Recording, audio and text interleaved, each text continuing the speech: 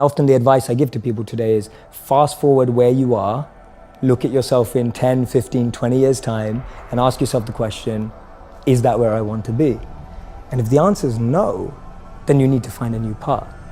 To just get to understand yourself. You don't know what you need in your life until you figure out who you are. Hey everybody, welcome to Impact Theory. You are here, my friends, because you believe that human potential is nearly limitless, but you know that having potential is not the same as actually doing something with it. So our goal with this show and company is to introduce you to the people and ideas that will help you actually execute on your dreams. All right, today's guest is a former monk whose wisdom has truly gone viral. After finishing business school, he turned down lucrative offers from prestigious companies, shaved his head, and hit the road. For 3 years, he traveled across India, Europe, and England, living as a monk, studying, meditating, and building food and shelter programs for those in need. He was definitely in love with what he was doing, but he knew that it didn't scale. So, driven by a desire to share what he was learning with as many people as possible, he re-engaged with the world and dove headfirst into learning about the tools and techniques that might allow knowledge to spread as fast as entertainment. And to that end, he joined Accenture, helping them build their digital division while learning about the forces shaping the new digital landscape. He learned fast and quickly became their #1 social media influencer in a company of 400,000 people. Along the way, he also helped advise over 150 executives on their personal brands, allowing him a very broad base with which to test his theories. And leveraging what he learned, in 2016, he launched his own Facebook page, and it exploded. In less than 12 months, his inspiring, entertaining, and highly useful videos garnered over 1 billion views, and now he has north of 2.5 million followers globally. He makes content not only for his own pages, but for places like the Huffington Post, and he has interviewed such luminaries as Tim Ferriss, Simon Sinek, Dr. Shefali, Deepak Chopra, and countless others. In the wake of his ridiculous level of success as both a content creator and digital strategist, he was named to Forbes 30 Under 30 list in 2017. The Asian Media Awards named his blog Best Blog in 2016, and he was added to National Geographic's Chasing Genius Council, for which he is now helping to source solutions to some of the world's greatest challenges. So please, help me in welcoming the urban monk himself, the man who is proving that you really can scale impact, Jay Shetty. Pleasure to see you. Thanks for being here, man. Thanks for having me. Dude, truly an honor. Oh man, thank you. It goes both ways. So as I was telling you before we started rolling, in my research, like I normally just go watch all the interviews that people have done, and I've come across you like a million times in researching other people. So I thought, oh, this will be the easiest thing ever. Like this guy will have been interviewed 100 times. And you haven't. Like, it's insane to me. Like, you're pumping out so much content, nobody's nabbed you up yet. So this is gonna be really fun to really go deep. Your ideas are clearly very well thought through, so this should be a lot of fun. Thank you, man. Yeah, I'm patient. Yes. Patient of having the right interviews, the right time, being with the right people, having it be framed correctly. So I'm very honored to be here. I'm a huge fan of the show. Good, thank you. So thank you so much for having me. Yeah, absolutely. Yeah. So one thing I want to talk about, obviously having lived in London, knowing a little bit about what it's like to grow up as an Indian kid in England, how on earth did you buck the trend of, you once said, growing up in an Indian household, you're either a doctor, a lawyer, or a failure? Yes, that's right. Yeah, that's right. So how'd you not fall prey to that? Yeah, those were my 3 options, right? That was it. There was no 4th option. So according to my parents, family, or the community I grew up in, I'm a failure. That's crazy. And how did I buck the trend? I was really, really fortunate that very early on, I started to experiment with what mattered to me. Sometimes that got me in a lot of trouble. What people don't know about me is that I was suspended from school 3 times for trying out all sorts of things, like things that people would never imagine of someone who goes on to be a monk. I was experimenting with all the drugs in the world. I had multiple relationships. I was really trying to search for some sort of meaning, fulfillment, and as long as I've known, I've been chasing thrill. I really value thrill. And feeling like I did not see that coming. Yeah, no, not many people do. It's very different. From 14 to 18, I was like this kid who just wanted to try new things out. And my parents' rhetoric would always be, well, make sure you get good grades.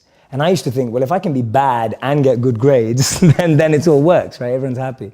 So that's kind of what I did. And at 18, I was really fortunate when I met a monk. And this monk was invited to speak. And I kind of just went because one of my friends forced me to. At that time, I was listening to CEOs and entrepreneurs and business people and marketers who I thought that's what I was aspiring to be like. And then I hear this monk. And he captivated me like no one had ever captivated me before. It was like staring at the most beautiful woman on the planet. You know, I was completely fixated on him and his message. And that is the beginning, without me going into too much detail before we probe, that was the beginning of what changed me. Because I went from being someone who did only want all those things to become successful and trying to, but I started hearing my own inner voice much more in all that noise that I had around me. I remember one of my parents had a maths tutor for me because they wanted to be amazing at maths. And I was pretty good at numbers, and I'd have this tutor and he'd tell me that, he goes, the reason that you're struggling with the next question is because you're always worried about what your parents think. And that really stayed in my head. I was just like, wow, so as long as I'm trapped by what my parents think, I can actually never find the answers to the real questions of life. And there are all these little things happening. I lost 2 great friends when I was 16. One girl died in a car accident. One guy died because he was involved in drugs and violence. That made me rethink everything. I just thought to myself, wait a minute, these were beautiful people, people that I loved, people that, in my opinion, were good people. And I just lost them in a moment. And it was kind of like this collation of little things that just made me think, wait a minute, having money, having fame, that just doesn't seem to add up. And then meeting the monk kind of made that shift possible. And as I said, he was completely captivating. And then I found out that he'd given up jobs in Google and Microsoft to be a monk. And I thought to myself, who does that? You know, he's given up everything that I'm chasing and that all my friends are chasing, but he seems happier than anyone I've ever met before. And he spoke about this incredible principle where he said that we should plant trees under whose shade we do not plan to sit. And he was speaking about this principle of selfless sacrifice. And that kind of just penetrated me right there. When he said the words selfless sacrifice, for the first time in my life, I felt a thrill about something that I'd never felt before. I thought, wow, giving up everything you have for the service of others sounds like the best thing you could possibly do. And I don't know why I had that thought, because I wasn't a spiritual kid growing up. I wasn't a religious kid growing up. I wasn't even a good kid growing up. I was just a rebel, a misfit, trying things out, an experimenter, which I still consider myself. And so what I started to do is I was interning at companies and firms and corporates, thinking I was getting a grad job afterwards. And then I'd spend the rest of my summer holidays interning in India, living with him as a monk. So I'd use all my summer and Christmas holidays to just be out there with the monks. And he introduced me to another 200 to 500 monks that were just like him, just as smart, just as bright, giving up everything they had and using all their skills to make the world a better place. So I want to go back to why that resonated with you, which is really surprising. So, and maybe you're just, you know, so far ahead of where I was at the time, but that would have sounded absurd to me at that time. Yeah. Did you already have a sense of unease that like I'm a rebel without a cause, or like, what was it about that moment? And you seem very aware of yourself. Mm-hmm. So I'm hoping that some of that awareness was present then. Like, what was that moment? I believe the moment was I've always had friends who are older than me. And I could see a lot of them in the most successful careers, successful jobs, beautiful partners, whatever it was. But I saw a sense of lack of fulfillment, meaning, and purpose in their lives. And I've always been an observer, and I would see these people who are like 5 years older than me, 7 years older than me, maybe 10 years older than me. And I'd be watching them and go, is that the life I want? And often the advice I give to people today is fast forward where you are, look at yourself in 10, 15, 20 years' time, and ask yourself the question, is that where I want to be? If you're in a company, look at the person who's 20 years ahead of you and ask yourself, is that where I want to be? If you're in a startup, look at where other startups have got to in similar roles and go, is that where I want to be? And if the answer is no, then you need to find a new path. And for me, the answer at that time from observing was no. The path that my parents or society or the university I went to or the community I had that was carving out for me, it didn't feel like the path for me. So I was almost seeking an alternative or a new path. I was just so fortunate that it happened to be an uplifting, powerful path as opposed to something that could have actually taken me down the wrong road, because that could have been possible too. So walk me through the first time you step off the plane in India. It's summer. And so I'm living there, I'm waking up. I'm almost doing all the practices, just as if you were shadowing a CEO. I'm just shadowing a monk. And so I'm just shadowing his lifestyle. So we wake up, he's like one of the most elite monks. So we're waking up at like 2 a.m. every day after sleeping at like 9 or 10 p.m. And then we study these ancient Vedas, which are 5,000 plus years old, together. And we spend 2 hours, and I'm studying with the best of the best here. So he can like analyze and assimilate, and I'm learning fast, taking notes. Then 4 a.m. we go to collective meditation. We do those practices with the other monks as well. 6 a.m. we have personal meditation. So I'm literally going through the life of a monk and falling in love with it step by step, going, wow, I've never had this experience before. I just threw myself in, and I was practicing it to the T, right? It wasn't like, oh no, my back hurts when I sit on the floor, I can't stay here for too long. Or, you know, today when people are like, oh, I can't meditate for longer than 2 minutes. I was like, no, I'm gonna do it for 2 hours. If that's what they're doing, I'm gonna give it a go. Because I can only test, the hypothesis will only be true if the experiment is carried out to the degree that they are. So if the hypothesis is, if you live like this, you'll be happy, more fulfilled, then I want to do that. All right, so let's explore this then through the lens of creating one's own perfect life. Yes. Which is pretty interesting, especially because I think this is so accurate to the way that most people are. It's not like, oh, there's some grand missing thing in my life, but you took that first action. So codify this for me, or for anybody that they don't know what their ideal life looks like, they just know that they're not living it yet. Mm-hmm. So step number one is take it seriously. To find out if the hypothesis is true or not, you have to take the experiment, you have to do it sincerely. Mm-hmm. What comes after that? I think even one step before that is opening yourself up to new role models and new experiences. See, we live in echo chambers. We're just surrounded by the same thinking. How often do you bump into a monk? You know, it just doesn't happen. No one has a dinner party and goes, oh yeah, we just invited the monk, you know, from town, like the local monk. Like no one ever does that. And so we meet people who are just like us most of the time. And we talk about this in business all the time. If you want to be a billionaire, spend time with billionaires. If you want to be a millionaire, spend time with millionaires. If you want to be a tech startup, spend time with, you know, that's the common rhetoric that we hear all the time. But what if you want to find purpose and master the mind? There's no one better than a monk who's mastered the mind. So for me, the first step is just opening yourself up to new experiences and new role models. Because most of us can't see ourselves in people, so then we try and fit ourselves into the boxes that we do see. And I mean, there's this beautiful quote that I've been saying it everywhere, and I wish I wrote it, but I didn't. So it's by a philosopher and writer named Cooley. And he said that today, I'm not what I think I am. I'm not what you think I am. I am what I think you think I am. Right? And just let that blow your mind for a moment. It's so powerful. I'm not what I think I am. I'm not what you think I am. I am what I think you think I am. So we live in this perception of a perception of ourselves. Hence, my identity is made by what my parents think I should be. My identity is made up by what my college or university thinks I should achieve. While you're living in that bubble and that echo chamber, getting to what you really want to do is impossible, because maybe that just doesn't fit. And I think so many people feel that way today, that they don't fit into the current education system. They don't fit with the 3 or 4 or 5 careers that you're taught exist. So that process of self-excavation and actualization first requires being exposed. You can't be what you can't see. If I never saw a monk, I would never have wanted to be a monk. If I never meet a billionaire, I wouldn't want to be one, because I wouldn't know what that feels like. I don't know what it looks like. I don't know what it takes. And I think that's the biggest challenge of our society, that we're not exposed. So that's the first step, being exposed to unique experiences and role models.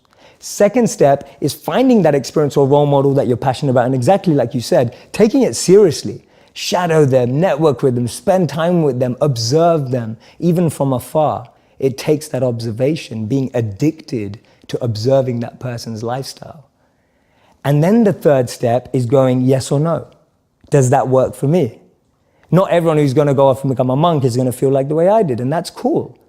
But not everyone is going to go and follow and shadow a billionaire and go, that's exactly the lifestyle I want. They may want the result, but do they want the hard work that goes with it? And so for me, that's the third step. It's observing, focusing, shadowing, getting as close to the process of that individual, and then going yes or no. Do I want that process? Not do I want the result? Everyone wants to be that monk who's fully enlightened, can walk through, has an incredible aura that people just gravitate towards. But when you realize he has to wake up at 2 a.m. every day and sleeps about 4 to 6 hours, you're like, I don't want to do it. that doesn't sound like me. Yeah. All right, so a couple things. One, you said he's as powerful as he is. Yeah. Define power for me. Power being, so from a monk's perspective, the greatest power is to be self-controlled. To be able to train the mind and energy to focus it exactly where you want it and when you want it to be. You are completely detached and undeterred from external ups and downs. You're able to navigate anything that seems tough, challenging, fun, excitement with the same amount of being equipoised and balanced and equanimity without being too excited in pleasure or being too depressed in pain. But knowing how to navigate every situation, to me, that's great strength and great power. I heard in one of your talks, you were saying that if you look at a literal lifeline, a heartbeat, for instance, it's up and it's down, and people have this sense that something like enlightenment would be that the equanimity forever and just an even keel. And you said, but what does that resemble? It resembles a flat line when you die. Correct. So what is it like? What I love about you is you sort of went into the wilderness of being a monk, but you've brought it back to the real world. Because when you talk about a monk, you talk about them being detached, and that to me seems like the only real way to have that sort of super even keel existence, which is not appealing to me personally. So if you're bringing back that notion of power, of having control over yourself, not letting your emotions take you everywhere, but knowing that life is the series of ups and downs, what does that power look like when it's brought back? Absolutely, and actually that's the whole aim of monk training. It's more like a training system than it is a lifelong commitment. It is bringing that mindset into the real world where you get to test it. Now, I got to do that for real when I left being a monk around 5 years ago.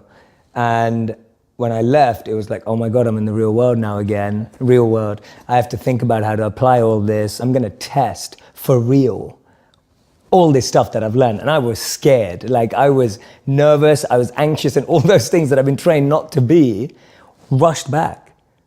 Because for the first time in my life, I had to really put it into practice. And I love that feeling. I'm so glad that I had to do that. So for me, actually, the mindset is completely trainable to bring into the real world. That's what I'm trying to do. And what it allows you to do is, it allows you to gain clarity and perspective when you need it. Because you know when you can just take a bird's eye view from something. You know when you need to get close into something. You know when you need to pull back from something. There's a beautiful verse in the Bhagavad Gita that says that detachment is not that you own nothing. Detachment is that nothing owns you. And I love it because to me that summarizes detachment in a way that it's not usually explained.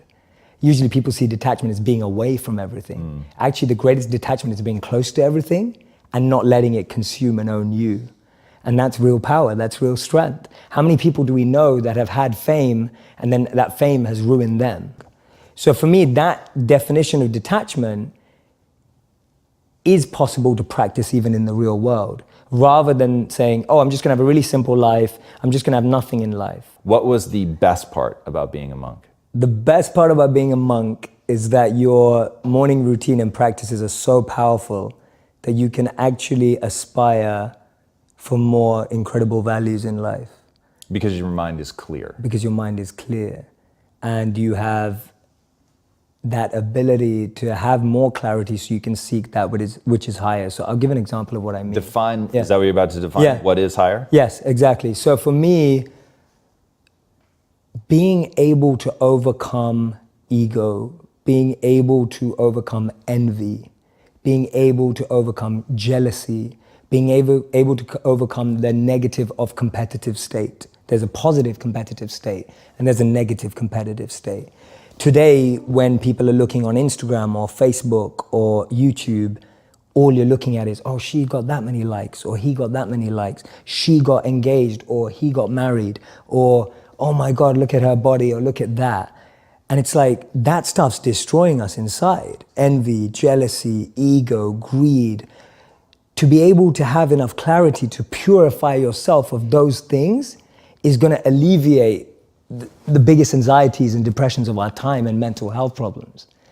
And we know that. We know that because all the mental health research today suggests that things like isolation, overexposure, we now can have more pain consumption in one day because of what we're exposed to than the pain we would have had in a lifetime. That's huge.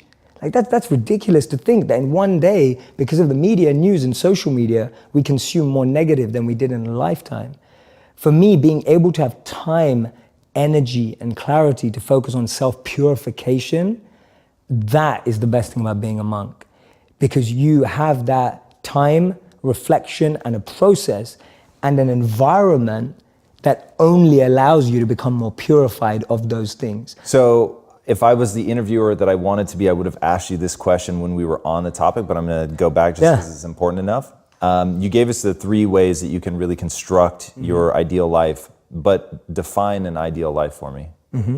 So an ideal life for me is a life, and this applies to a company, an organization, an institution for me, is an ideal life is when we all have a head, a heart, and a hand, all 3 elements together, working in alignment. Without one or the other, we start to lose something. If you only have a head and a heart, you'll find that life is stable. And define each of those. Yeah, sure. So a head is the clarity of vision. What you want. What you want. Knowing what you want, the way you picture life, and being able to navigate and make the decisions to get there. That's a good head. A good heart is being able to understand what your intuition and heart wants, being able to connect and tap into that understanding deeper and beyond the vision you may have painted for yourself. So I often say to people that you'll get to where you want in life, just not in the way you imagined. And that's because the path that's paved up and down is far different to the path we pave. So you can have a great head and a great vision and a great mission and know where you want to go, but if your heart's not able to have that resilience and be able to adapt and have compassion and care and all of that, then you're not going to be able to make the toughest decisions without your heart. But to be able to realize that we need to care and be sustainable and long-lasting requires a heart. And a hand is that service, wanting to pass that on, that which you have, wanting to give it forward, pay it forward. The idea of serving with what you have. I often say to people, your passion is for you, your purpose is for others. Your passion makes you happy, but when you use your passion to make a difference in someone else's life, that's a service, that's a purpose, and that's the hand. So those are my 3 elements of an ideal life. I like that a lot. And I when you first said it, and I'm glad you defined it, because when you first said it, I thought the heart was going to be the part about just compassion and caring for others, doing something for other people. But I like that the hand being tied to service. So one thing that I think a lot about is deep fulfillment. Like really, when I think about, okay, what is a life we're living? Honestly, it comes down to neurochemistry for me. And it comes down to experiencing this world in a way that optimizes for sustainable pleasure, which I'll differentiate between a bowl of ice cream, a bump of cocaine. Those are pleasurable. Absolutely. And I haven't done the cocaine, but the ice cream I can speak for. Okay, I've done both. Good. Yeah. So I'll trust that it holds up. But they don't bring a lasting fulfillment. It's not sustainable, right? So both of them end up creating this self-destructive loop. And purpose really does become that thing that gives you something that is on a neurochemical level, deeply satisfying. Absolutely. And how much of this, how did you marry the deeply spiritual, the often abstract? Oftentimes I'll hear spiritual speakers talk and I feel them sort of drifting off into the ether. How did you marry that to experimentation, neuroscience, practicality? One, why do you find that interesting? And then 2, what are you doing with that? So I studied behavioral science at university, so I've always been fascinated by why people do what they do. And whenever I was reading these books that are 5,000 years old, my greatest fascination was finding a principle and finding its relevance in modern science. And I said to myself, the day I can't find that, I'll quit. I won't believe in this anymore. So I'm still doing that. And I'm ready to quit. If someone shows me a piece of science and I can't find a principle in these ancient literatures, or actually what I like to call these timeless literatures, then I'll give up my faith. Because for me, it has to track forward. And I'll give you a really basic example. Today we're in the gratitude movement. There's like 1 million gratitude journals out there. There's 1 million scientific studies on gratitude, and gratitude has been linked to better mental health, self-awareness, better relationships. I mean, there's so many scientific studies on the neuro level that shows that gratitude is great for your mind, brain, and fulfillment. Now, I look back, like gratitude is all over the timeless wisdom. One of the first things we were trained to do when we were a monk was to pay our respects to the earth for what it gives us. And you do that first thing in the morning. What is that, if not gratitude? When you wake up in the morning, you thank the earth for the food. You thank the earth for the water. You thank the earth for allowing yourself to walk. You start your day with gratitude. Today, the biggest tip on Forbes and Inc. and everything is start your day with gratitude. Like, where does it come from? It's right there. These things are old. So I get fascinated. I'm intrigued by the parallels and patterns because it saves you time. It's the same way as which if I say that this business person got invested by this company and that's why they're successful because they had the right investors, etc. That's a pattern. So I know if I'm building a business in that area, I'm going to look for investors like that. It's the same thing. That pattern saves you time. Rather than you trying to figure out, does gratitude work? How shall I be grateful? Creating your own process almost. It's really interesting. Life has taught me to stop believing everything I think. Yes. And the way that it's taught me that is by relentlessly punishing me every time I overinvest in being right. And I remember when my wife and I first got together, she used to get chest infections all the time. And she told me it's because of the AC. And I was like, that doesn't make sense. And she was like, no, my grandmother used to just swear up and down, if you're hot and you stand in front of a fan that you're gonna get sick. And I was like, that is the biggest load of like crap I've ever heard in my life. That does not make sense. Like getting sick comes from either bacteria or virus. Like it's that simple. And she was like, I'm just saying this, my grandma always said, and it seems true to me. And I was just like, oh God, this is exhausting. And then one time, I went to a doctor and I was like, yeah, and my wife is crazy and thinks that when you're hot, if you stand in front of AC, it'll make you sick. And he goes, oh yeah, she's right. And I was like, hold on. And he was like, well, she's sort of right. He's like, this is what's happening. You have a mucus layer membrane in your throat it keeps it moist, keeps germs from being able to break through the barrier, and so they get trapped, they go to your stomach, they're killed by the acid or whatever. And he said, but if you get a crack in that, then the bacteria or virus can actually get into your bloodstream, and that's how you get sick. And it's just drying her throat out. And I was like, whoa. And it was one of those moments where I was like, how many wives' tales are true? Like directionally. Yes. They're not accurate, but they're true, if you see what I mean. Yes. And so that's how I think when you think of a book that's lasted as long as it has, and I know you and I, we've never talked about this, but we share a real fascination for storytelling. Yes. Because it's a way to convey an idea that resonates emotionally and allows people to carry it on and pass it on. And obviously this all starts long before we have science and can prove any of this, but we see the patterns. We need a way to encapsulate the pattern. We encapsulate it in a story. The story is in and of itself totally fake. But now in a modern context, we're getting lost in that the story is fake, even though the take-home message is incredibly powerful. Yes. And so I mean, it's the classic story, right? The more you learn, the less you realize you know.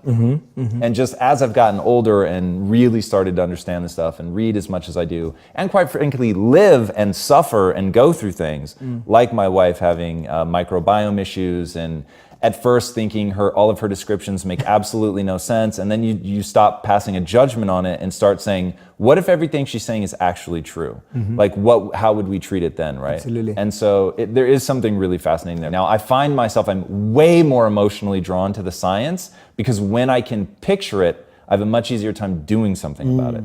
So when you were talking about the things that you learned from meditation, I've gotten tremendous value out of meditation, but it's nothing like what you've learned. So for me, it was once I understood that diaphragm breathing made sense because it triggers the parasympathetic nervous system, then because I understood it, the understanding becomes a force multiplier. Absolutely. All right, let's talk about Yeah. behavioral science, self-awareness, watching your content, which, have you ever looked at how much content you've put out? No. It's a lot, dude. Like when you search your name, like to go, because I normally try to watch like basically everything, and I was like, I give up. Like, it's really incredible. And going through that stuff, it seems really clear to me that you have massive self-awareness. And what would you say, like, is there a process for people to gain more self-awareness?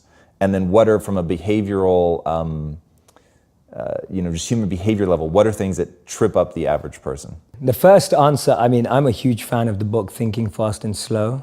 I don't know if you've read it. Yeah, it's a great book because for me, it's got a really close pattern connection again to what I studied. So just understanding System 1 and System 2, if anyone watching hasn't read it, I highly recommend it.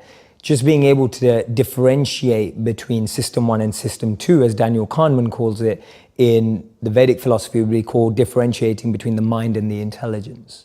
Knowing how to differentiate the voices in your head is the first level of self-awareness. So break down what System 1 and System 2 are. Absolutely. So System 1 is your initial response to anything that happens. It's a stop that I can't really say. So if you say something I don't like, my System 1 naturally would be a face that I pull that I'm like, I don't agree with that. That's an understanding of what System 1 is. It's your initial default reaction in the moment. That can be positive often. For example, if someone pulls out a knife, you feel scared and you run. That's System 1. That's a good thing. It's safe for you. But also System 1 is someone says something that hurts your ego and you start defending yourself immediately. That's a negative of System 1. That we would refer to as the mind. It's built up of conditioning. Those responses are conditioned. Those default elements are all there because of habit and continuous practice. The System 2 is more like the intelligence. What I would say is more like the parent. If you can consider System 1 to be more like a child, System 2 is more like a parent. It looks more at the long term. It looks more at the bigger picture. It processes that default reaction through a set of checking and metrics to decide whether that's true. The child is the one that wants everything right away, impatient, quickly responding, straight away reacting when it doesn't get what it wants. The intelligent parent, a good one, knows what the child wants and needs and what's better for it in the long term. Just starting there and being able to reflect and observe the different voices inside of us is a great place to start your self-awareness. Because the biggest challenge is that most of us don't know what we're listening to. And most of us don't even know that there are more than one voice inside of us. Just getting over that line is a huge win. Because now at least you're trying to differentiate in what you're hearing. And that's going to help you make better decisions in the future. So that was answer 1. Does that answer your question? Yeah, oh yes. And definitely. Second one was? What, so that's awareness. Yeah. What are like typical things that trip people up so in your answer just now, it's like, okay, if you want to become more aware, just know that those two things are happening, right? You're going to have an initial response and then one that's more calculated. Now, be aware of these 2 or 3 things that are also coming for you. The biggest challenge is that there's just so much noise. It's like, have you ever had someone in your home, maybe it's your wife or maybe it's a friend or whatever, just play a really bad song too often, right? Just playing a song that you really don't like. I actually heard my wife laugh because she knows how guilty she is. Right, okay, there you go, right? There you go. And you just play a song and just think, oh, turn that off. And after a while, it's been on for so long that you become immune to it. Like it's just there and it's still on. It's there in the back of your mind and you didn't manage to turn it off. So the noise that I describe in life, whether it's your parents' expectations, whether it's society's expectations, whether it's your partner's expectations, all of those are like noise in the background. And that noise drowns out your ability to understand the mind and the intelligence. That's one of the biggest trip-ups. I gave a presentation called Build a Life, Not a Resume. It's also one of my popular videos. Very good video. Thank you, man. Thank you so much. And when I did the research, so you don't see this in the video because this research didn't make it into the video. But the research that I was doing was around the most common resume lies. The truth is, over 40 to 50% of us lie on our resumes. Yeah, if you don't, you're missing an opportunity. I'll just say that. Yeah, there you go, right? So, and I started to dig deeper, and I was looking at, a lot of people lie about their dates of employment. So instead of 3 days, it's now 3 months, whatever it may be. Now, I dug deeper, and I wanted to meet some of these people and speak to people. And so I spoke to people who lie on their resumes, and we know that at least 40 to 50% tell us they do. The thing is, no one was proud of that. No one was like, yeah, I know I'm going to get... Really what it came down to is we're really insecure about our own abilities. Really what it came down to is we're not confident about what we have to offer. What it came down to is a lack of self-awareness. What it came down to is a lack of understanding. What am I good at? What am I passionate about? What am I bringing to the table? That's what people were really worried about. They were worried about the job, but when you dug beneath the surface, the real behavioral trait that was coming out was insecurity and being unconfident about one's potential. That tells us a lot. That indicates a lot about human behavior and human nature. That the noise from outside makes us want to fit into a container. And that stops us from differentiating between what is my mind saying and what is my intelligence saying. And what happens is that noise becomes your voice. So that noise becomes what you think is what you're saying. And most people don't realize that until 10, 20, 30 years down the line. How the hell do you figure out, so your analogy is great. So the song's on, you don't even realize it's there anymore. It becomes total white noise. You're oblivious to it. In fact, you'll only notice it if it gets turned off. Correct. So how do they identify that? Like, do you have a process for that? How do you hear the thing that you no longer hear so that you can shut it off? Yeah, absolutely. One of the biggest ones, and we say this all the time, but it applies mostly to this, is switching your association. Is switching association to what? The people that you hang out with, okay. Right? It's like changing your circle.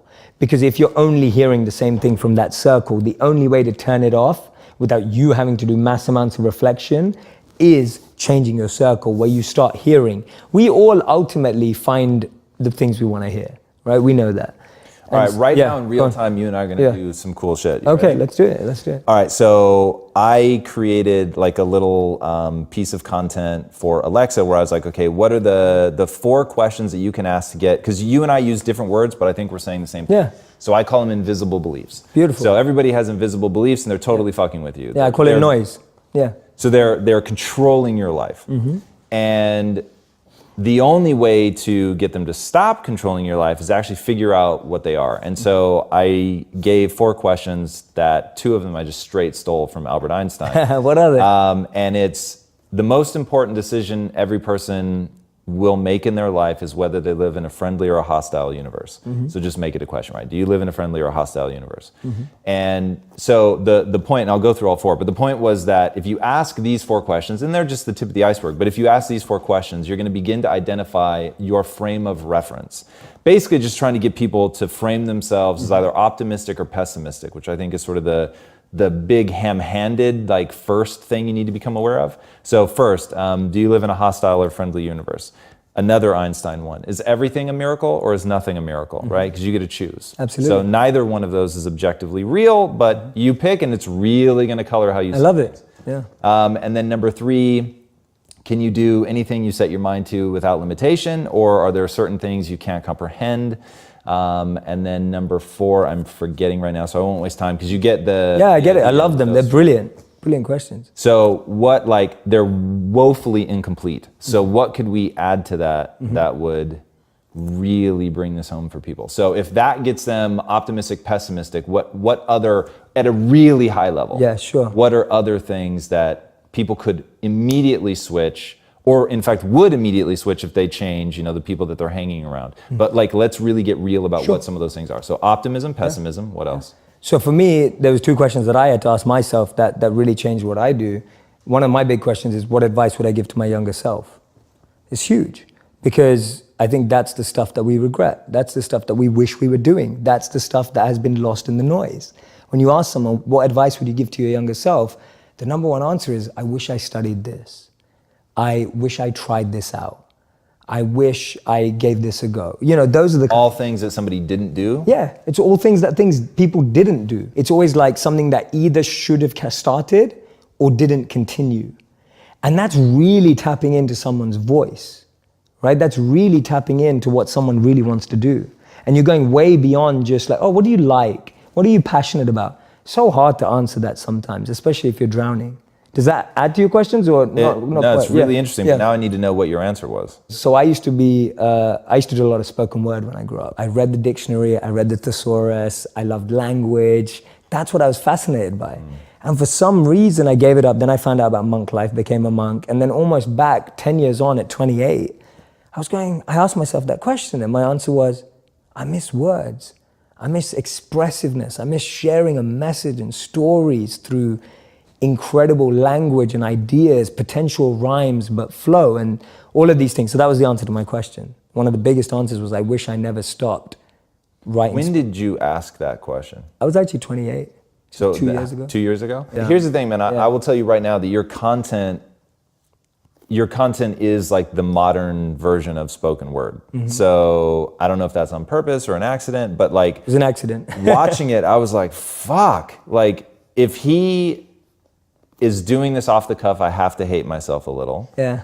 And if he's writing it down, he performs it so well that it feels off the cuff. But the answer's both. Very impressive. Thank you, man. You're so kind. I'm genuinely touched coming from you. No, here's the thing. Like, look, and I love giving compliments when they're real, but more importantly, you compliment the thing that you want to reinforce in somebody. So you've got a mission, I find it very interesting, which is, can we make knowledge, my word, I don't remember what word you used. Wisdom. Wisdom, perfect. So can we make wisdom spread as far and as fast as entertainment, which is so similar to what I'm trying to change people's beliefs through entertainment.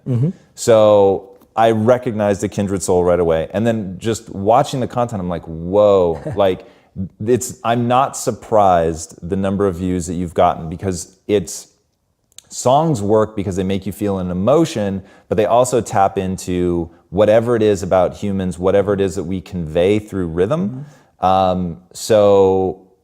And before the cameras were rolling, we were talking about it. So the one thing that makes me very uncomfortable, I do this thing called impact quotes. And impact quotes is the first time where I allowed myself to perform, where I would not say it like this if you and I were standing next to each other, right? This is for the camera. I know how it's going to be edited. I know we're going to add music to it. So it is a performance.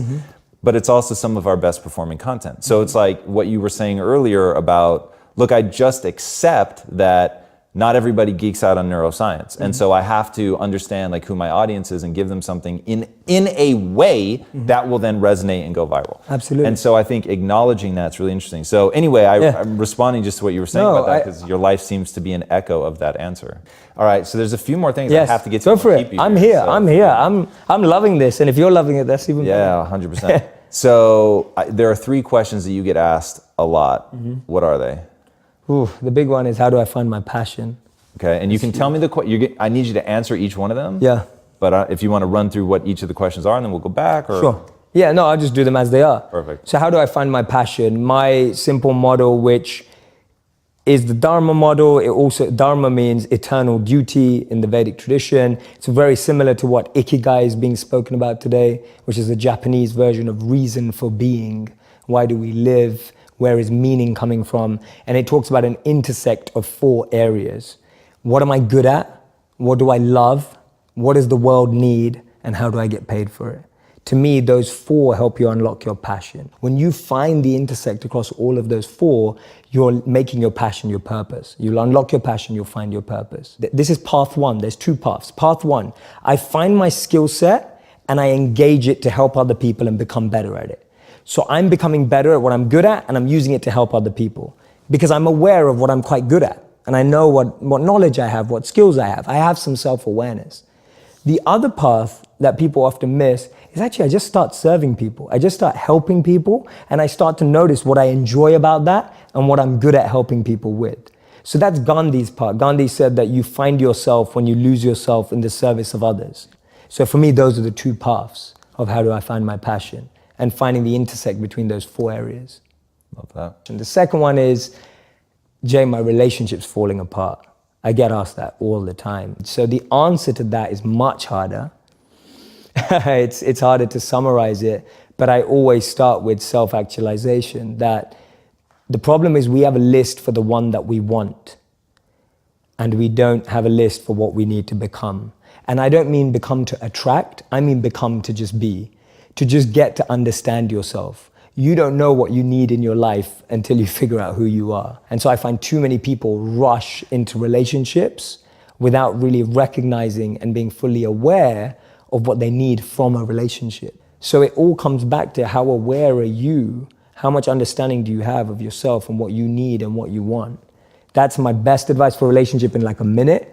And then the third question I mostly get asked is, Jay, what do you read? Like, what are your favorite books? Because it seems you read a lot. What are your top 3 books? They're not groundbreaking in the sense that people may not be like, oh my God, that's the best book I've ever read. For me, they changed my life. So that's where I'm coming at a point from. I love Start With Why by Simon Sinek. And not because I applied it to businesses, because I applied it to my life. And even today, I'm constantly refining my why. That's all I do every day. My deepest morning routine and practice is to refine why I do what I do. It's so easy for me to now do it for money. It's so easy for me to now do it for followers. It's so easy for me to now do it for fame. And every day I have to refine that, because I know, having lived as a monk and what I practice, that if those become what I want, then I'll forget who I need to be. So my daily practice and my daily routine is refining my intention, which in modern language is why. So for me, Simon's book helped me do that. The Bhagavad Gita, which I would love to do for Vedic knowledge, what Ryan's done for Stoicism. And the Bhagavad Gita, over 5,000 years old. And that book really exemplifies human challenge. Third book, I'd say, this one's gonna be hard because it's the last one. Let me think. I'm gonna try throw something else in there. So I've done one like self-development, one more spiritual enlightenment. Let me throw a business book in, seeing as I'm sure you have a lot of business viewers. I love the book Exponential Organizations. I don't know if you read it. It's by Salim Ismail and the Singularity University. And that book, for me, is an incredible analysis of the success of all the organizations we see ruling our phone today. The way it breaks down their business models and how they were created. To me, it's fascinating. So if anyone really wants to start up an exponential business today, then that's where they have to go. And that's when Peter Diamandis said that if you want to be a billionaire, redefining it as someone who impacts the lives of 1 billion people. And that's what that business book is really about, is how do you create an exponential organization that positively impacts 1 billion people. So those are my 3 for today. That's pretty good. Yeah. So. All right, I've got one more 3 that I want to hear you talk about. Yeah. Which are your 3 E's? Ooh. What are they? Why do they matter? So for me, my 3 E's are element, environment, and energy. Everyone has an element that they thrive in. If you take someone out of it, their element, they won't be the same. A modern day example would be Michael Jordan. He was incredible at basketball. You took him out of basketball, put him into baseball, no one remembers his career. We're talking about one of the best athletes of all time. Your environment is the environment around you. You can take a fish out of water and give it a beautiful mansion and a Bentley and all the money in the world, but it will die. And that's what we are, like our environment. Everyone needs an environment which they thrive, which we have to craft. Your boss, if you're at work, is never gonna ask you, hey, what environment do you succeed in, right? Like, that never happens. So we have to create an environment where we thrive. And then finally, it's energy. Some of us love high energy environments, high pressure. Some of us succeed in low energy environments and low pressure.